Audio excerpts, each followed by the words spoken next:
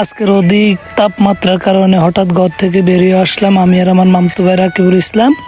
তো কি করা যায় হঠাৎ মাথায় আসলো লেবু দিয়ে লেবুর টনিক বানাইলাম। তারপর রাকিবে লেবুগুলা ধুচ্ছে, তারপর রাকিবে সুন্দর করে এগুলাকে কাটার পর আমি এই ফাঁকে দিয়ে আচার লবণ মরিচ নিয়ে আসলাম।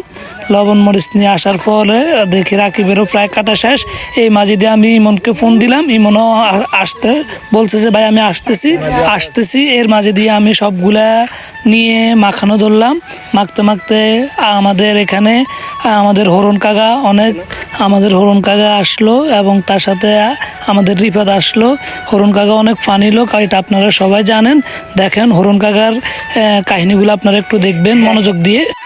ভাইরা আমরা তো টকাইতেছি, আমরা কি খাইতেছি? মধু মধু মধু মধু